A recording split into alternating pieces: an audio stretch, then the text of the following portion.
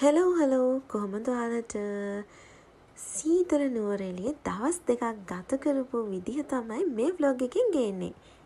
ඉතින් ඔන්න අපි උදේ 4ට විතර නුවරඑළිය යන්න පිටත් වුණා. හරිම සීතලයි කොළඹ එදා. හොඳටම වහිනවා. ඉතින් වැස්ස නොතක අපි නුවරඑළිය යන්න හදන්නේ. ඔන්න අපි නුවරඑළිය යනකොට ටී බොන නවත්තපු හොටෙල් එකෙන් තමයි මම මේ වීඩියෝ එක ගත්තේ. ඒ ලොකේෂන් එක හරිම ලස්සනයි.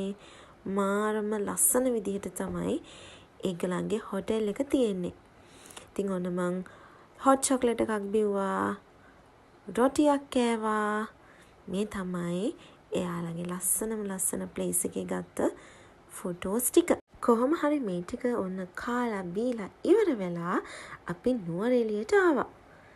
ඉතින් නුවරඑළියට ආපු ගමන් ගත්ත ෆොටෝ එකක් තමයි මේ තියෙන්නේ. මේ තමයි අපි නතර වෙලා හිටපු හොටෙල් එක. ඉතින් හරිම ලස්සනයි.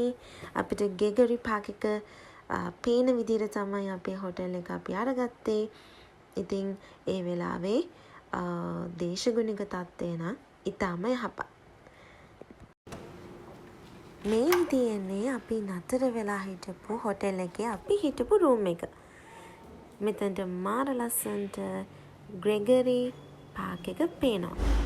ඒ වගේම ගෙගරි ලේක් එකත් ලස්සනටම පේනවා. ඔය ඉන්නේ මං.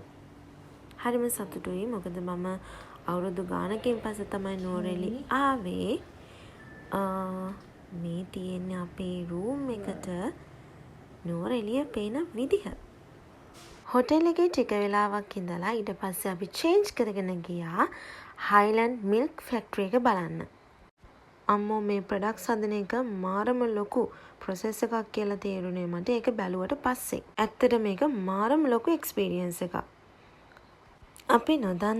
අපි නොදකපු දේවල් කොච්චරනම් තියෙනව ඇත්ද? ඊළඟට අපි මේ යන්නේ තවත් ලස්සන තැනක් බලන්න. නුවරඑළියට ගියොත් ඔයත් අනිවාර්යයෙන්ම මේ තැන බලන්න අමතක කරන්න එපා. මේ තමයි අබේවැල. හරිම ලස්සන තැනක් තමයි අබේවැල කියන්නේ. ඉතින් ඔන්න අපි අබේවැලත් බලන්න ආවා.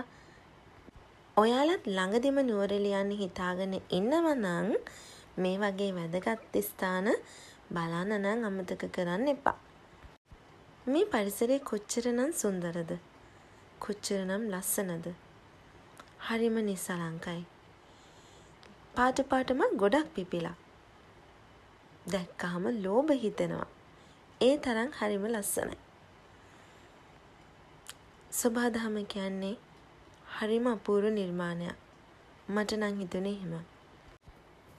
ඉතින් මේ සුන්දරත්වයේ විඳින ගමන්ම මට හිතුණා ලස්සන වීඩියෝ එකක් ගත්තොත් හොඳයි කියලා. ඉතින් ඔන්න මම ලස්සන වීඩියෝ එකකුත් ගත්තා. ඇත්තට මේ පරිසරය නම් මාර ලස්සනයි අනේ. පේනව නේද හොලගේ සැර? සද්දේ කොහොමද? මාරම ලස්සනයි. දාලා ඉන්න ලෝභ හිතෙනවා. ඊළඟට අපි ස්ට්‍රෝබෙරි කේක් කන්න ගියා. මෙන්න සෙනග. අපි ගොඩාක් කේක්ස් වර්ග ගත්තා. කුකීස් ගත්තා. ඉතින් චීස් කේක් එක කන වෙලාවෙ ගත්ත වීඩියෝ ක්ලිප් එකක් තමයි මේ. බලන්නකෝ හොරෙන් බලන්නේ කවුද කියලා. ඊළඟට ඔන්න අපි ගියේ ලන්ච් ගන්න. දැන් වෙලාව 1:00ට 2ට විතර ඇති. ලන්ච් අරගෙන අපි ආයමත් කෙලින්ම යන්නේ අපි නතර වෙලා හිටපු හොටෙල් එකට.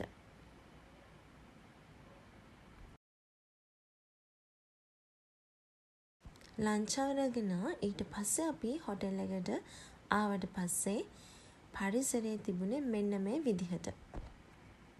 මෙහි තියෙන සුවිශේෂීත්වය තමයි ක්ලයිමේට් එක හරිම වේගෙන් වෙනස් වෙනවා. ආසාවට ස්ට්‍රෝබෙරි කේක් ගොඩක් ගත්තට කාගන්න බැරි වුණා අපිට. ඉතින් ඒක නිසා මේ විදිහට පැක් කරගෙන අපි හොටෙල් එකට ආවා. මුළු දවසම අපි එන්ජොයි කරා. ටිකක් මහන්සියිනේ. ඉතින් ඔන්න හොටෙල් එකට ඇවිල්ලා චේන්ජ් කරගෙන අපි ආයෙමත් ඩිනර් ගන්න ගියා. ඩිනර් ගන්න ගියා අපි ඉන්දියන් සමර් රෙස්ටොරන්ට් එකට. හවස ක්ලයිමේට් එක ගොඩක් චේන්ජ් වෙනවා. හොඳටම වහිනවා.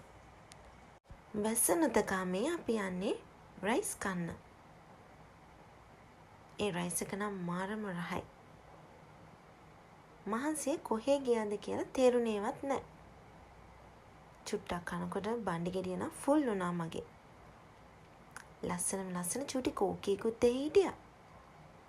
ඉන්නකො මම ඔයාලට පෙන්නන්න. මේ ඉන්නේ. නැවත සීතලේ අපි හොටෙල් එකට ගියා. ගිහින් ඔන්න මං ෆිල්ම් එකක් බලන්න පටන් ගත්තා. පාන්දර 1:00 මේ ෆිල්ම් එක ඉවර වෙනකොට. ඒකත් හරිම ලස්සනයි. ෆිල්ම් එක බලලා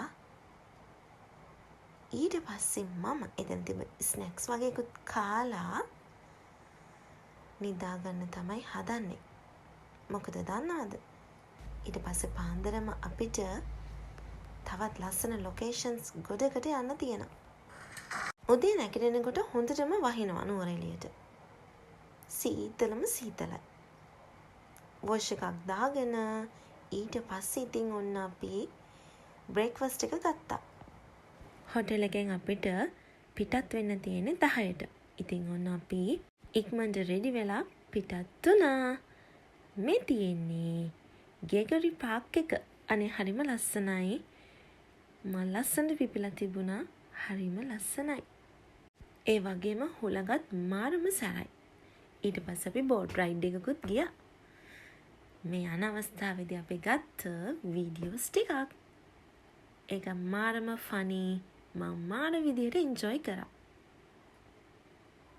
බෝට් රයිඩ් යන මං හරිම බයයි.